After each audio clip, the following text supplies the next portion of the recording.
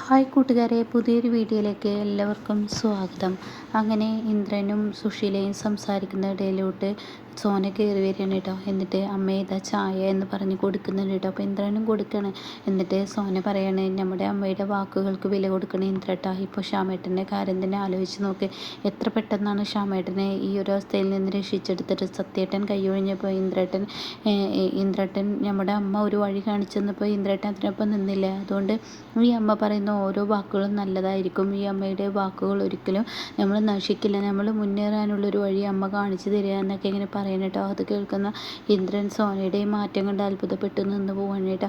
അങ്ങനെ പറഞ്ഞു കൊടുക്കും, മോളെ ഞാൻ ഇവന് വേണ്ടിയാണ് നല്ലത് പറഞ്ഞു കൊടുക്കുന്നത്. ഇന്ദ്രട്ട അമ്മ പറയുന്ന വാക്കുകൾക്ക് വില കൊടുക്കണം എന്നൊക്കെ പറയണം കേട്ടോ. എന്ത് സുശീല ചായ കുടിക്കണം? ഓ, ഇതെന്ത് ചായയാണ്? പ്രതിഭയിട്ട ചായയാണ്, അതുകൊണ്ട് കുടിക്കാൻ കൊള്ളത്തില്ല എന്നും പറഞ്ഞ് സുശീല അവിടെ നിന്ന് പോവാണ് കേട്ടോ.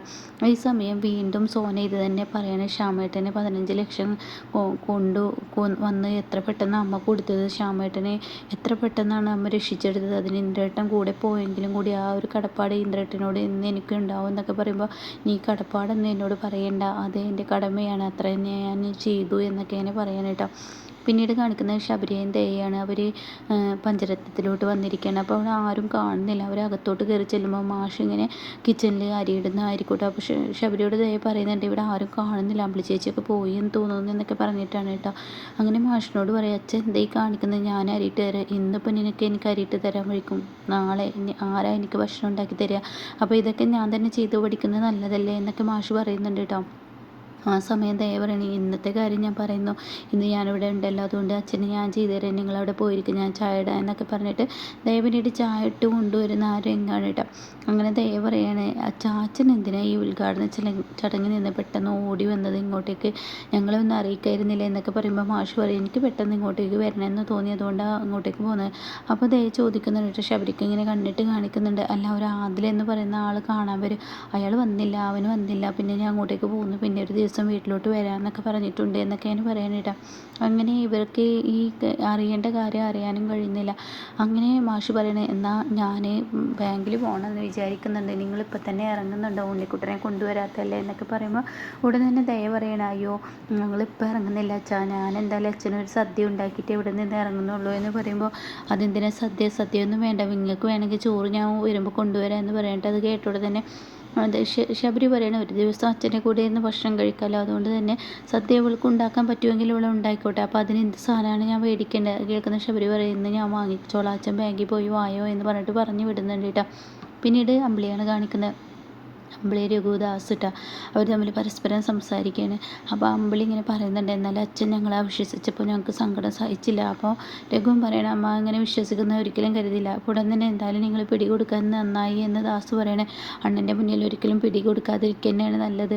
അപ്പോൾ ദാസങ്ങൾ ഞങ്ങളെ സഹായിച്ചു എന്ന് പറയുമ്പോൾ ദാസങ്ങളിനെയും അച്ഛന് സംശയമുണ്ടെന്നൊക്കെ ഇങ്ങനെ രഘു പറയണ്ട. അത് കേട്ട ഉടനെ അത് തീർച്ചയായും ഉണ്ടാവുമല്ലോ, എന്തായാലും പിടി കൊടുത്തില്ലല്ലോ, അതുകൊണ്ട് കുഴപ്പമില്ല, പിടിക്കപ്പെടുമ്പോൾ അപ്പോൾ സത്യങ്ങൾ വിളിച്ചു പറയാം, അല്ലാതെ കണ്ട് ഒരിക്കലും പിടികൊടുക്കാതിരിക്കുക തന്നെയാണ് നല്ലത്. എന്നെ നേരത്തെ അറിഞ്ഞാൽ നേരത്തെ എന്നുമായുള്ള ബന്ധം വേണ്ടെന്ന് വെക്കും, അത് എനിക്ക് ആലോചിക്കുമ്പോൾ സങ്കടമാണ്, അതുകൊണ്ട് അത് വേണ്ട, അറിയുമ്പോൾ അറിയട്ടെ എന്ന് പറയണം കേട്ടോ. അപ്പോൾ ഉടൻ തന്നെ രഘു പറയണേ, എനിക്കതല്ല, ആ സ്വർണ്ണക്കടത്ത് മാഫിയ മെയിൻ ആളെ അറിയിച്ച് ഇനിയൊരു പ്രശ്നം ഉണ്ടാക്കും എന്നൊരു പേടിയാണ്. അത് കേൾക്കുന്ന ദാസ് പറയണേ, രണ്ടും കൽപ്പിച്ച് ഇറങ്ങി പുറപ്പെടാൻ, നേരിടാൻ തന്നെ ആയിട്ട് എന്തായാലും ഇറങ്ങിയില്ലേ, ഇനി നനഞ്ഞിട്ട് കയറാം എന്നും പറയുന്നു കേട്ടോ. പിന്നീട് ഈ സ്വർണ്ണക്കടത്ത് മാഫിയയാണ് കാണിക്കുന്നത്. അതായത് അവരുടെ ആ വലിയ ടീമിലെ ഒരു ഗ്യാങ് ഉണ്ടല്ലോ, അയാളെ ചെന്നിട്ട് ഈ ആദിൽ കണ്ടിരിക്കുകയാണ്. അപ്പോൾ അതിൽ കാര്യങ്ങൾ പറയാണ്, നിങ്ങളെ ആരെയും ഇപ്പോൾ വിളിച്ചാൽ ഫോൺ എടുക്കില്ല, ആർക്കും ഇപ്പോൾ എൻ്റെ സഹായം വേണ്ടല്ലോ, അതുകൊണ്ട് എല്ലാവരും എന്നെ കൈയൊഴിഞ്ഞിരിക്കുകയാണ് എന്ന സത്യം ഇങ്ങനെ വെളിപ്പെടുത്തുമ്പോൾ ഉടൻ തന്നെ അയാൾ പറയും, നിനക്ക് എന്തെങ്കിലും സഹായം ഞാൻ ചെയ്തു തരണോ? ഞാനും നീ തമ്മിലുള്ളൊരു ബന്ധം അത് വലുതാണെന്ന് എനിക്ക് നന്നായിട്ട് അറിയാം, അതുകൊണ്ട് തന്നെ എനിക്കെന്തെങ്കിലും നീ ചെയ്യുമെന്ന് അറിയാം, പക്ഷേ ഞാനിപ്പോൾ അതിനല്ല വന്നത്.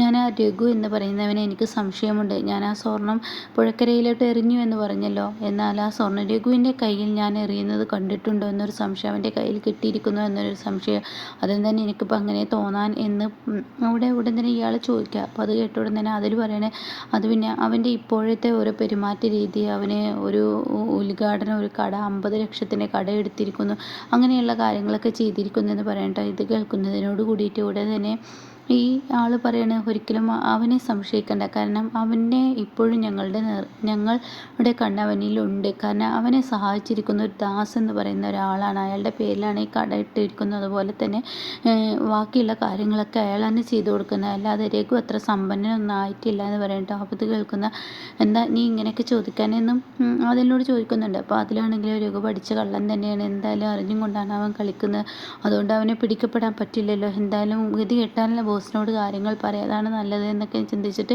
എന്തായാലും ഇപ്പം ഞാൻ പറഞ്ഞാൽ ഞാനും കൂടി കുടുങ്ങുമെന്നിങ്ങനെ അതിൽ ചിന്തിക്കുന്നുണ്ട് കേട്ടോ. എന്നാൽ പിന്നെ ശരി, നമുക്ക് പിന്നെ കാണാം എന്നൊക്കെ പറഞ്ഞിട്ട് ഇറങ്ങുകയാണ്. പിന്നീടാണെങ്കിലും രഘു എനിക്ക് പിടിക്കാൻ പറ്റിയില്ലെങ്കിൽ രഘുവിനെ എന്തായാലും ബോസിനോട് പറഞ്ഞ് പിടിപ്പിക്കണം, അതായിരിക്കും നല്ലത് എന്ന് അവൻ ഒറ്റയ്ക്ക് നിന്ന് പറയുന്നുണ്ട് കേട്ടോ.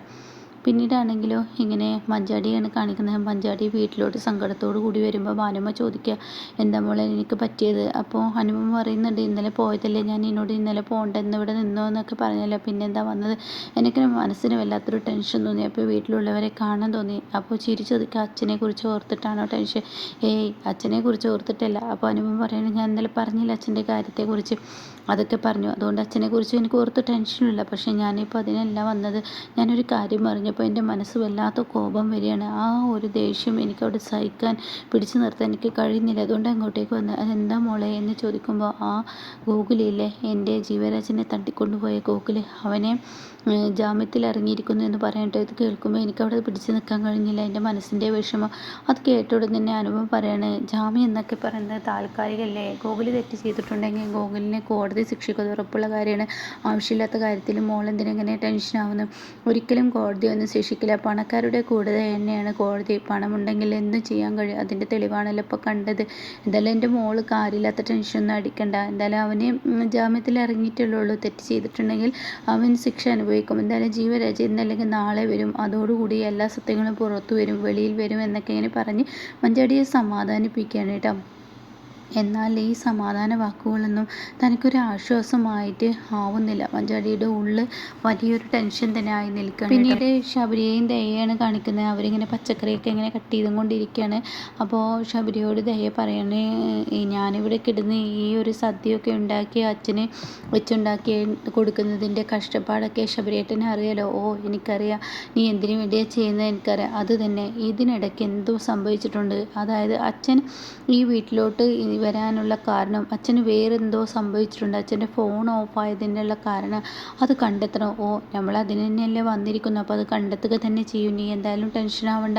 അച്ഛനോട് അത് ശബരിയേട്ടൻ തന്നെ എല്ലാം ചോദിച്ചറിയണം, നമ്മൾ പോകുന്നതിന് മുന്നേ എല്ലാം ചോദിച്ചറിഞ്ഞിട്ട് വേണം ഇവിടെ നിന്ന് പോകാൻ എന്നൊക്കെ ഇങ്ങനെ പറയുന്നുണ്ട് കേട്ടോ. അപ്പോൾ അത് കേൾക്കുന്ന ശബരി ശരി എന്നൊക്കെ പറയാണ്.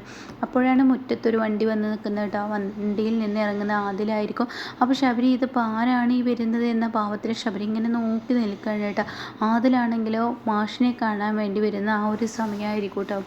അപ്പോൾ ഇങ്ങനെയൊക്കെയുള്ള ഒരു എപ്പിസോഡാണ് ഇന്ന് വന്നിരിക്കുന്നത്.